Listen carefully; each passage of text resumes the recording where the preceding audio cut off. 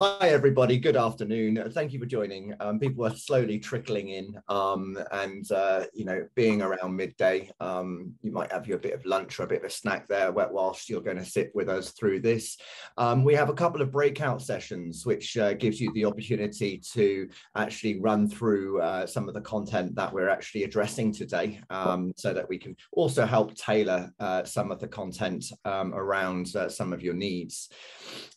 Just to initially start off with some background of ourselves, give myself an introduction first.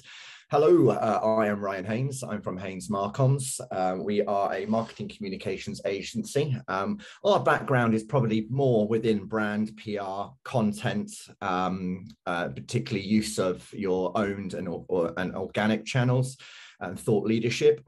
Andy and I spent quite a few months discussing our challenges within marketing, and we realized that we are the meeting of two worlds.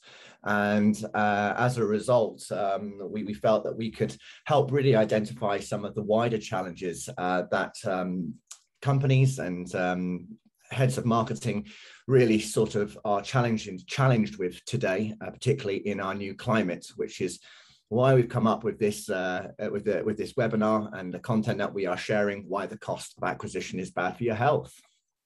Over to you, Andy. Yeah, so my name's Andy Headington. I'm director of Adido. We are a digital marketing agency. We've always only ever done digital.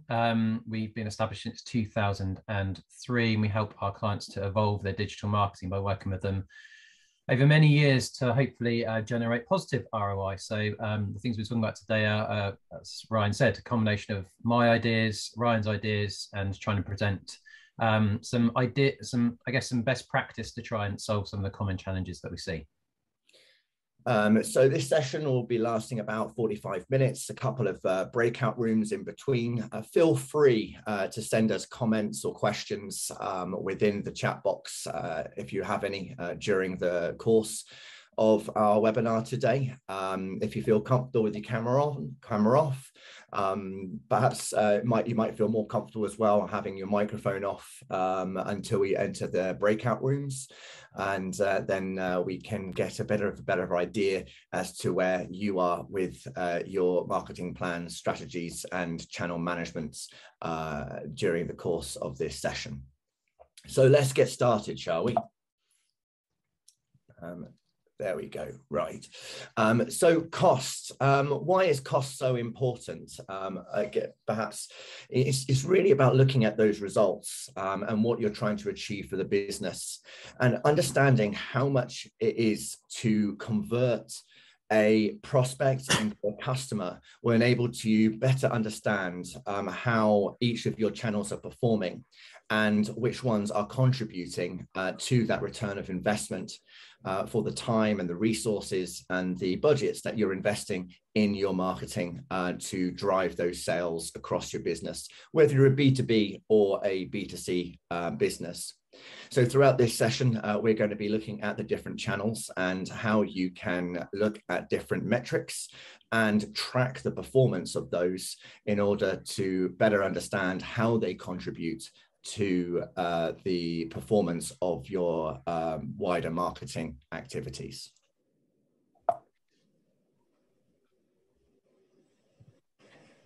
Yeah, also just to say we're having some very technical glitches with the slides today, so they are loading. It's just they take a bit of fiddling around. It needs to go up one, I think.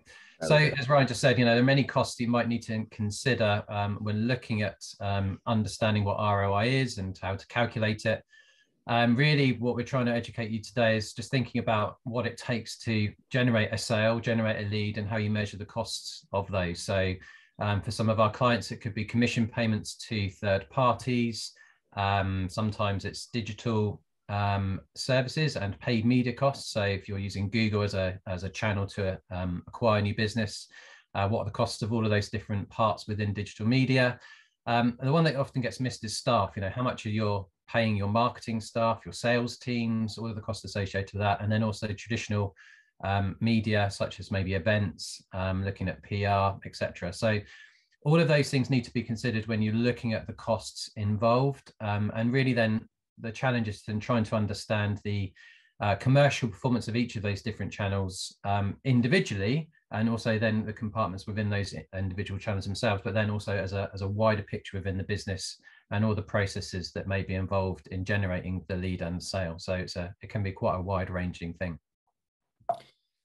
And one of the things in particular that Haynes Marcoms recognises, because we are specialists in travel and technology, is that we sort of in technology see that wider, longer sales cycle and the need for multiple touch points, and having a clear sales funnel and understanding how each stage is contributing to the achievement of that new customer. And within travel, particularly with multiple distribution networks, and sometimes the over reliance on third parties, how can you increase your direct sales? And I think we're seeing a lot of that from companies now, is that there's been a lot of investment in digital marketing, in paid advertising, and that can often be seen a very transactional mode of delivering your marketing and outreaching to your core audience. And then sort of the role of relationship marketing that will enable your transactional tactics to really benefit from increased performance. Now, getting to the bottom of this can be very time consuming. It can be very mentally draining. But once you have all the right systems and processes in place, you can really start to understand how each channel is contributing to the overall performance and start to see how and where you can manage those costs. And once we better understand how each channel is performing, you can then start to see better how you can utilize other channels to improve that. So it is sort of a long process to go through to make sure that you are auditing each of your channels. And if you don't really get on top of it, you will find that you'll have a lot of financial leakage, and potentially that you're spending a lot of time on doing activities that are not necessarily generating the results that are going to improve the commercial viability of the business. So there's a lot to consider there, and as Ryan said, it can be very stressful, can be very time consuming, and we know that it's not an easy thing to do to work out the customer acquisition cost within your business, but it is really genuinely worth it. For what Ryan and myself do in our businesses, we help our clients, we train them, we support them, and we put better systems in place that help them to understand exactly what's going on. I think what's really at the heart of everything here is getting the systems, the people, and the data all lined up so that you can make informed commercial decisions rather than carry on blindly. So I think the opportunity really is that if you can do this properly, if you can really work out what your costs are, where your best returns are coming from, and understand the interplay between those two things. And really that's the greatest opportunity, I think, going forward for every business that's here today and out there, because we see a lot of companies are not doing this. They're certainly, if they think they're doing it, they're probably not doing it as well as they could be or should be. And so we're saying today that rather than be another unhealthy marketeer or another unhealthy marketing person, A, that you may be stressed, B, you may be very worried, or C, that you're just generally not working as well as you could do. This is where the opportunity is, and the opportunity for you to look great in your job. So hopefully you can come with us on this little journey for this afternoon.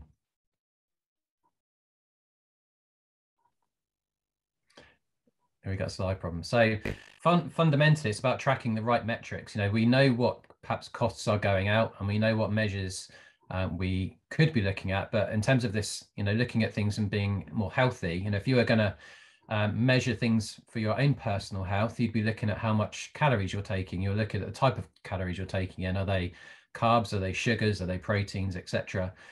You'd have some really good understanding about what the things that you need to make yourself better, make yourself fitter, make yourself stronger. And the same should be applied for your business. And we'll look at some KPIs towards the end. So if you're doing it for yourself, then why are you not doing it for your own marketing? Why are you not doing it for your own business?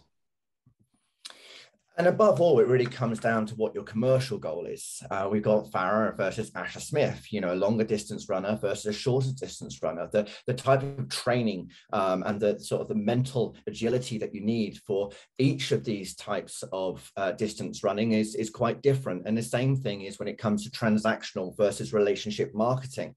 But within a business, you need that hybrid approach, particularly if you want that long-term customer, you want to build a long-term customer value, and you want to be really building a strong audience of returning customers, which again is going to help you reduce those costs. You're going to have potentially other commercial goals for the business. So how is marketing enabling you to reach those other commercial goals? So it's not just about the tactics, it really is about that longer strategy that you're trying to achieve. Funnily enough, I only had a conversation with a contact a couple of days ago whose budgets had been cut by over 50%, but their targets had remained the same. But they wanted to use the same channels. So really we got to ask ourselves, well, are these channels going to deliver you the same results on half the budget? And if not, what other channels can you be using to better facilitate that growth? So what we'd like to do now is take the opportunity to go into a breakout room with you guys and get a better idea as to how well do you know your own customer acquisition costs, and how do you look at these? So when did you last check some of these, and how do you measure your ongoing performance? So what were some of the key points that were brought up from you? Well, we had a few people in our room, but the general consensus, no one really knows what the customer acquisition cost is at all. So that's why they're here. They want to know more about what it is, and what things to look at, and what measures you might want to put in place, and how you might view things. But secondly, we then got into looking at what percentage of turnover should be spent on marketing, which is another thing that you've sort of read our mind on both parts, which is excellent. I think Ron was saying about 1.5% of your marketing goes on from your turnover goes onto marketing, which seemed incredibly low. We had Alex, who said around, in a lot of his legal clients, around the 4 to 5%. And we had Gemma, who said maybe 7 to 8%. So we have varying people's views on what should be spent, but again, we'll talk about it a bit more later. Yeah, indeed. Hang around and you'll see some of the research that we've been doing there. And then on our side, it was really how you can best track that attribution to securing clients. And you've certainly got a section coming up here, Andy, in just a little bit, sort of looking at what a business can do to better understand where customers are originating from and how you can drive them through that sales process. And then the other part was really about, as a service provider, how do you manage your time most effectively, especially when a lot of time goes into building proposals. I think certainly from my perspective, one of the things that you want to be doing if you haven't if you are sort of a service business and you've won a lot of business through recommendations, but you haven't necessarily won so much business when it's sort of a fresh lead, it's about building as much up as you possibly can do with your partner, with building your partnerships as much as possible. And I've got a section where we're going to be looking at much more of the traditional or more of the brand side and how that contributes to your business. But building partnerships, building allegiances, where you can share content, where you can share ideas, have a platform, having people to be effectively who would go out there and represent you.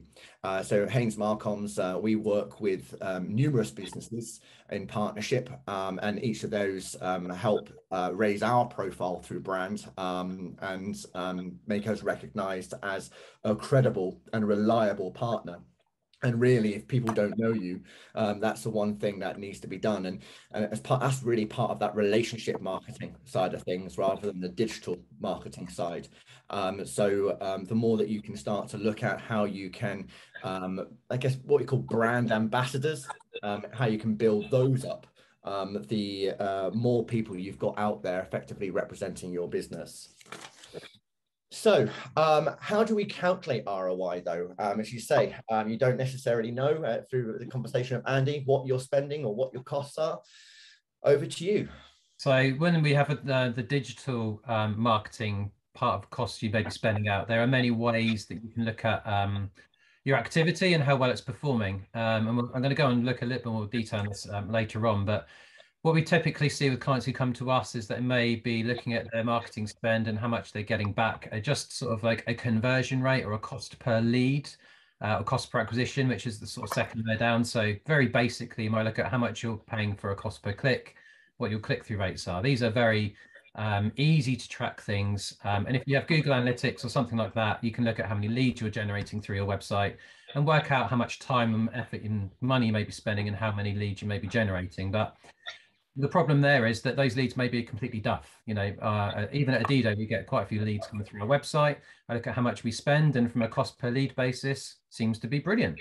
But if a lot of those leads turn out to be rubbish, then it's actually costing us money rather than generating it. So what we need to be doing is looking at how much revenue we're generating from the leads, and ideally then how much profit we're generating off the back of it. Those things are harder to calculate. They take more time and probably a bit more process driven. But if you can figure out where you're generating your best sales and your best profit from, then obviously you can then start to invest more. As I said earlier on, the opportunity for everyone here today is to think about how you're doing it and how you can do it better, which is what we're trying to show you, because most of the competition probably don't. And we'd say most people tend to measure, some people measure it sales and revenue, most people just look at cost per lead, and they're missing quite a lot of opportunity here. So we'll come back to this in a second and talk about it a bit more.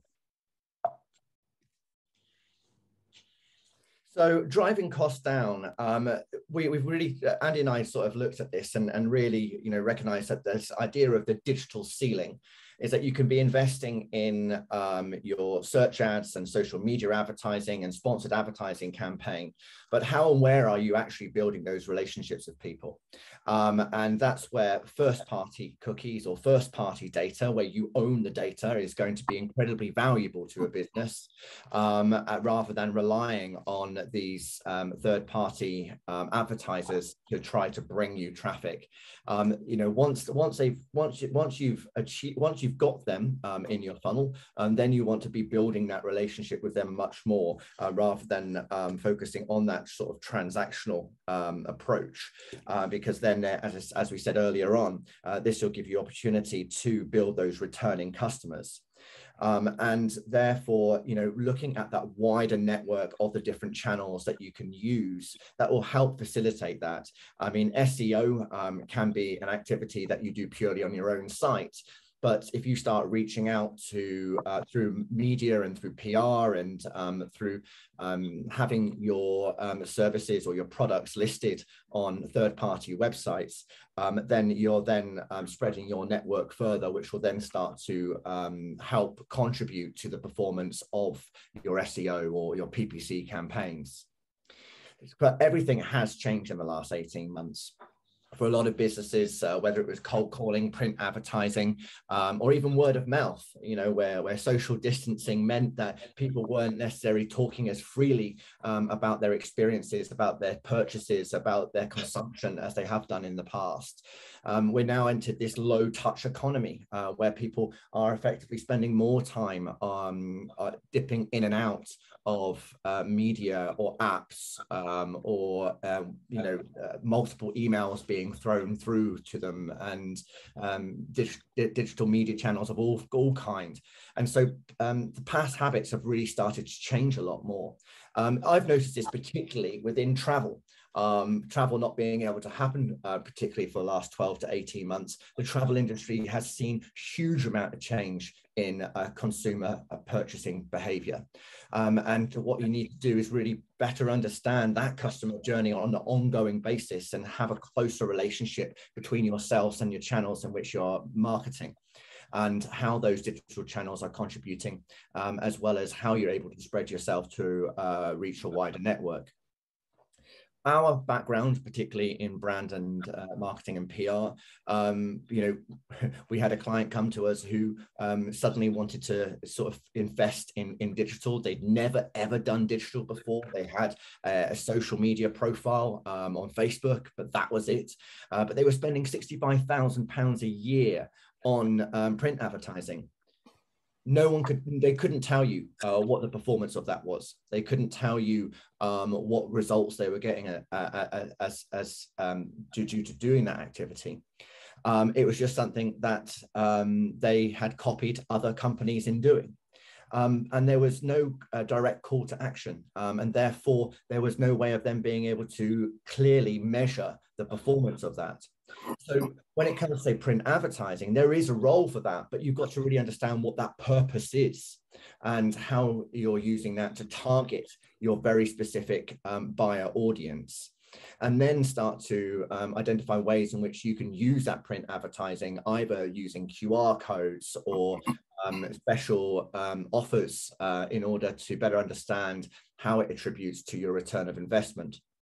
Trade shows, say for B2B businesses or anybody who's providing services, what is the impact of that? And I've managed large stands of up to 54 square meters, which is pretty large, really, cost of 120,000, which included everything from travel, accommodation, staffing costs, a lot of things that initially, when I was working with the company, they hadn't factored in to their budgets. And if you are going to be doing a trade show or exhibiting in any way, you've got to be looking at how you can, what are going to be the way you're going to measure that impact.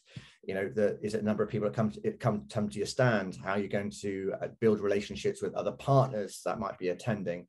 How you can utilize other channels in the lead up to the event and post the event? How are you attracting people to your stand? And don't just expect the actual event itself to be delivering that footfall. And then how can you see that that visit to the stand by that particular customer within the sales journey? It might be their first time, it might be their fifth time of coming into contact with you. And by being able to track each and every person, building a profile within your CRM, and this is where a CRM is going to be incredibly important, will help you better understand which channel is having the greatest, is providing the greatest value when it comes to closing a sale. From a PR perspective, you might send press releases out to all the journalists and publications, but what does media coverage actually mean? Most PR agencies will report back to you on number of pieces of coverage and where it appeared and what was the size of the audience. But what does that really mean in real terms? So starting to have a better understanding of what those commercial goals are. So with one company, a travel app, they wanted to be recognized as the go-to travel planning app. So within the media, we worked and developed relationships in order to become the key resource for insight and information on people's traveling behavior being mentioned across the press. Now, the circulation figures, when you total up all the pieces of coverage, came to 112 million people. But what does that mean in real terms? 112 million people don't even live in the UK. But what it meant was that we were able to see that the downloads of app increased by 20%. When I'm working with a B2B company, they had just achieved funding, and this was right at the beginning of the pandemic. We announced this in March, April, May. Obviously, suddenly companies stopped buying. They had no need to invest in new products. They had to put everything on pause. Everyone was on furlough. But how were they going to able to measure the impact of their media drive? Well, they set up an academy program and they wanted to market that. And as a result, achieved a database of over 2,000 revenue managers globally, of which now they're able to market to and build that relationship with as they start to invest in new technologies. And that's why it's really important to understand who your buyer audience is, who your buyer persona is, because you could really have massive leakage if you start targeting the wrong market. Worked previously with a well-known accommodation provider. that was that its core audience was over 55 plus. They were the people who were buying. Maybe 85% of their audience were 40 plus, but they did a campaign that was targeted to 20 to 30 plus in order to drive sales and conversion. Well, as a brand campaign, it's a great opportunity to introduce the product to that age or that demographic. However, it wasn't going to drive the much needed commercial results that they were looking to achieve. So really understanding your audience is imperative when it comes to relationship marketing. And that messaging and that audience is fundamental across every channel. We can't just sit here and think, well, digital is very different, because it's not, particularly the way paid media is going and has gone in the last few years. It's fundamentally about audiences first. And making sure you choose the right phrases and have the right landing pages to coordinate that. And the other promise, I guess, with digital over perhaps traditional media Ryan's just talked about, is that you can measure everything. And yes, you can, but as I said, and we'll talk about in a minute, measuring things at a basic level is not necessarily going to make the best use of your budget, particularly if it's cut. So a particular client came to us earlier this year who's spending quite a lot of money, over £250,000 on Google ads in 12 months. And we're basically saying that we don't think we're getting return on our spend.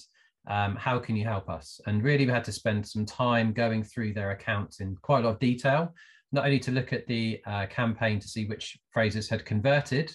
And as you can see here, about a third of them had never converted. So roughly a third of their budget was basically spent on stuff that may have got people to click on and go to the page, but had never delivered a lead. About half of the budget that they'd spent had actually delivered a lead, but not really within their target cost per acquisition.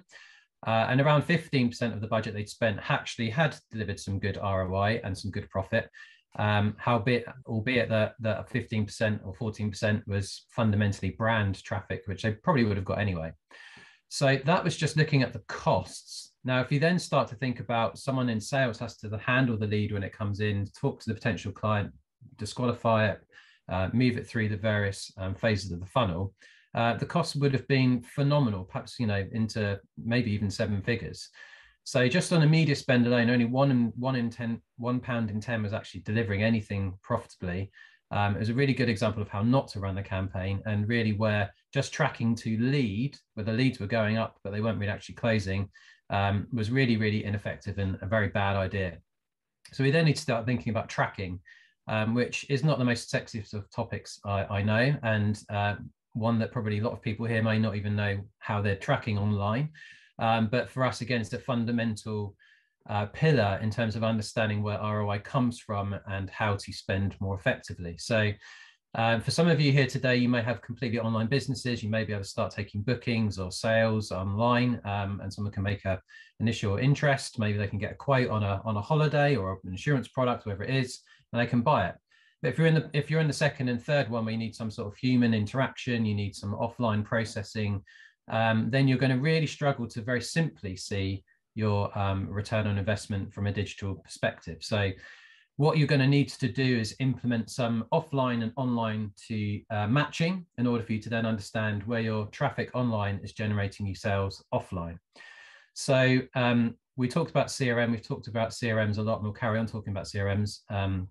Next slide will just basically highlight the importance of trying to match your online activity with offline. And the way that we've done this before is effectively through some sort of quote ID, some sort of product or reference ID that we're able to capture in the online world through Google Analytics and a little bit of fiddling around on the dev side, to then attribute back when a conversion happens the ID, the source campaign, and ideally maybe even down to the keyword level, that I know keyword A has generated me lots of clicks and lots of value, and keyword B may have also done the same on a top level basis, but actually keyword B is the one that generates the real revenue and the real profit.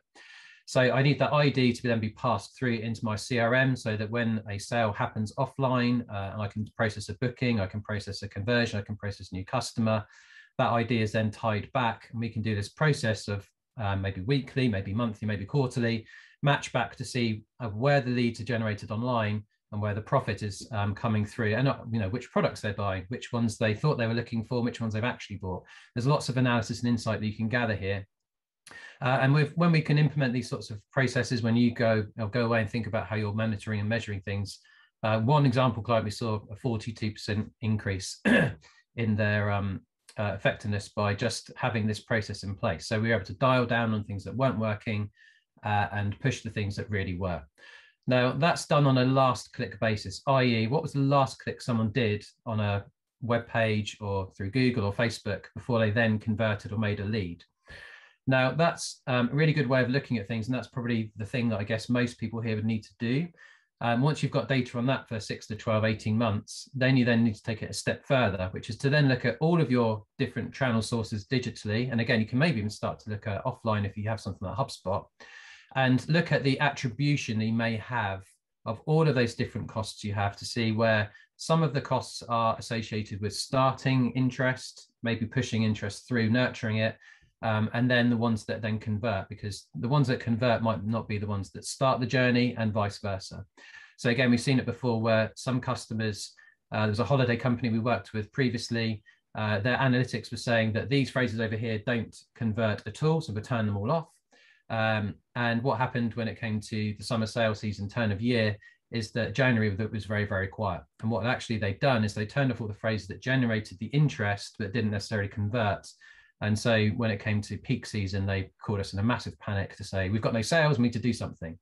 So they didn't look at the attribution of all of the different channels, all the different traffic they had. If you have Google Analytics set up here on the left, you can see some example graphs and charts you may see. But if you want to take it a little bit further, we recommend a tool like Ruler Analytics, which can really look at every touch point and start to understand how they interplay and where the value is. So, you know, step one, measure what's happening offline and online. And then step two is to take it further and look at all those channels and the interplay.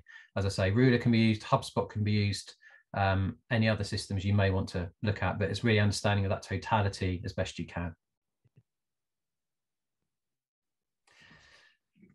So often what we see when we go to our clients and say, look, you can spend more or you should be spending less, is that, and you know, your cost per acquisition is miles off. It often looks like it's going to get worse before it gets better. Or when we look at the initial setup, we can see that there is actually opportunity to do things really quickly and fix things, which is great. But really, I think what we're trying to do is put in place something that fixes things in the short term and the long term over the next 12, 18, 24 months, because you know, it's a tricky process working all this out, but it can be done and there can be massive benefits to doing it. So you know, don't be disheartened if you think it's really hard or if you're seeing some real pain, because over time it will definitely start to improve. Absolutely. And by having the right external support and sponsor, you can make sure that you've got everything in place to manage each and every single one of those channels and really start to get that bit greater transparency. You can't do it all alone. You know, even us as agencies, we can't do it on our own. You know, there's an element for us at Haines Marcoms where we are needing that greater support for certainly more of the intelligent digital side that Agido provide, and you know, Agido and content and thought leadership. And so there is always that need to sort of like have that level of support in order to fulfill the skill set that you don't necessarily have internally, and make sure you've got that expertise so that your team are able to confidently really invest their time and their ideas in how to improve each of those channels. Because I mean, these are just an example of the channels that we need to be looking at, and where you need to be building a budget and applying some sort of investment, and what channels are going to work for your business and which ones aren't. Every business is completely different. Some of these will work for some others, you know, they'll completely and utterly fail, potentially even if it's the same business. It could be down to the brand, it could be down to the value proposition that you're putting out there. It could be due to the size of your database, or maybe the traffic of your website. And you know, actually maybe you've got the content that can really position you very strongly in, you know, maybe some of the more traditional PR advertising social channels and events rather than, you know, your website, digital and email. But really starting to have a look at all these channels, identify which ones you're utilizing right now, what's performing, what isn't. Then you can start to really build out your marketing budgets, which is what we're going to be coming on to next. Because this is always a question that we're asked is, you know, or people always want to know, you know, how much are our services? And really, before asking how much are our services, our question is, well, what's your budget? Because whilst you've got the provision of services, you've also got that need to invest in certain channels. PPC advertising requires an investment in those channels on top of the need to produce the materials and have the resources, the staffing resources to manage those channels. And the more your partners and your teammates really understand that level of investment that you are going to make, the better they can understand what results they need to drive for your business. By going into it blindly, we don't necessarily know how imperative it is for you for each of these channels. And sometimes we'll have a conversation and they'll want to just do PR. Well, why? Why are you looking at PR and not looking at something else? And as we addressed earlier, you know, 15, 20 years ago, digital was pretty free. PR 10 or so years ago was seen as the cheap marketing option. But again, that still comes down to, well, what's your commercial goals? And is it delivering you the results that you need commercially? So let's break out into a quick discussion here. What's your challenge in identifying a marketing budget, and how are you currently setting that? Oh, welcome back. Really interesting conversations there, actually, around sort of like where the best place is that is investing in budget. I think is Andy and the rest of the team return? Yeah, great. One thing actually, Andy, is for me when I'm listening to some of this is who your target audience is, and we actually did a top 10 of what you should focus on with a couple of events we've done recently, and one of them is who your buyer audience is. So really understanding your buyer persona, what their needs are, what their expectations are, and really start to hone in on being a specialist. I mean, if you do have a specialist technology, you know, really think about where you sit nicely within that. Stuart was talking to us about the fact that they provide, you know, web development services. And and compared to a lot of web developers out there who just use Squarespace or Wix or whatever, and they sort of they showed themselves of offering the same service. They don't. It's about really putting that value proposition forward of why you're different, what technologies you work with, what technology you're expert in, and what type of businesses you can really help grow most. In the same way is if your product is destined for a very specific demographic, is really tailoring all communications around that and really only going to where those audiences are going to be hanging out, which is why doing that market research on understanding where your audience spend their time is going to be the most valuable thing that you can do before just going out there and doing mass market digital campaigns. Yeah. I think someone needs to mute. Carry on, Brian. So coming towards the end, what should be spending on budgets? So I think you said at the beginning there was a discussion that people spend between 1% and 7%. That is sort of a general rule, but you're seeing a lot more technology companies now spending in excess of 25 to 50% of revenues of sales revenue on marketing now. And then there's this 70-20-10 rule. So spending 70% of your budget on channels that you know are working, 20% of that budget on developing those channels that are really proving to be effective, and then 10% on new channels and testing something that might be different or might be particularly high risk, because then you can see whether it's something that you can add to your 70% mix in the long term. If you guys want to take the chance to go through this in more detail, you can check this link that I just sent out in the chat. And this is this document with all the additional details that we've discussed today within it. So you can download that and go through this again in your own leisure. Is this over to you? This was used to. So whatever you're doing, whenever you're spending any money, whenever you're hiring people, which is something we talked about in our breakout rooms, you have to be tracking the performance with some very clear KPIs, some very smart metrics, and ideally reviewing them as much as you possibly can. So again, our breakout room, Gemma's got a couple of new salespeople joining the team. Obviously, that's an overhead in terms of costs if you're looking at the overall spend in terms of growing the business. So I said, have very clear metrics in place, and she said, yes, of course they do.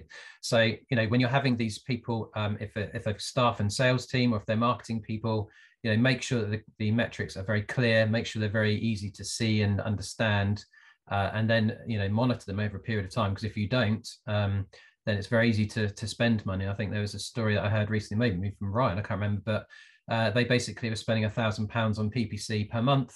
They hadn't monitored at all, and 12 months later, they spent £12,000, hadn't generated a bean, and basically just let it run without anybody looking at it. And this is, again, a story that we hear quite a lot at Dido, where you see these the reports that basically mean nothing pretty much, and they have no tie back to the commercial output, and they're pretty useless. So if you're going to have any spend, if you're going to go and beg, borrow and steal any marketing budget, make sure you're tracking it, showing how it's working, and taking it forward from there. And really making sure you've got a clear customer journey, because again, as part of that example that Andy just gave, they were using these Google AdWords, competing with competitors in the marketplace, and people were landing on the page, and it had nothing to do with the search. So that content, that landing page, every landing page has to do with the search. That's what people are expecting. Otherwise, you're just going to really annoy them, and they're not going to come back to you again. So really think about that value you're going to be adding. And at the end of it, you should be able to know, okay, these were our aims. This is how we went about doing it. These were the different channels that contributed. And you're able to then get that greater clarity on how you are building that market and building and reducing that cost of acquisition. We monitor the cost of acquisition on a quarterly basis, even on a monthly basis, but certainly on a quarterly and annual basis, just to see how that's changing through different channels, which one is providing the higher value lead, which leads are actually going to fruition. So you know where to better invest in each and every single one of those channels. And some of these channels might take a year, 18 months, 2 years to come to fruition. And particularly if you're a services business, that is one area, one thing you need to be considerate of, because they need to buy that confidence in you. If you are a product that people can quickly buy, what are they going to be getting from you longer term? Or if you're working with partners, how can you build that confidence with your partners that they continue, that they go out there and really market what you have to offer?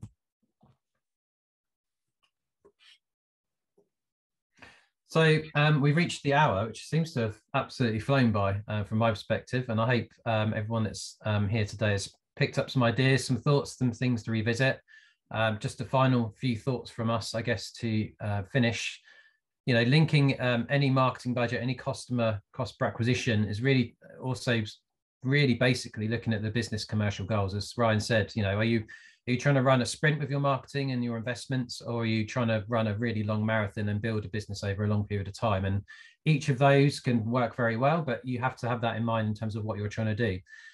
Then it's about reviewing the data of your existing or your current marketing investments. And we appreciate that perhaps the last 12 months is not a good view to take, but maybe you have 2 or 3 years previous to COVID that you can see what was working, where the good stuff was.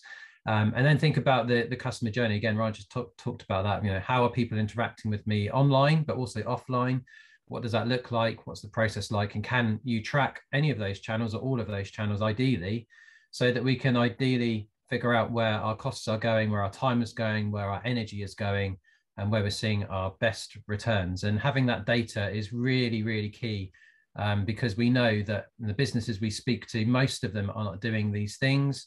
Most of them are wasting money, and that's obviously making them very inefficient. So if you can tighten your own processes, tighten your data, start to understand where your costs are and where your benefits are coming from, you can start to optimize your customer acquisition costs and attribute them over a period of time. So there's lots to take away here, lots to think about. Ryan's shared a link there, which I would recommend that you click and download, because there's more to be read on this subject. But really appreciate you coming along today. We are going to hang around for a bit for more questions if anybody has anything else they want to share. But really hope you've got some benefit from there. Thanks for coming along.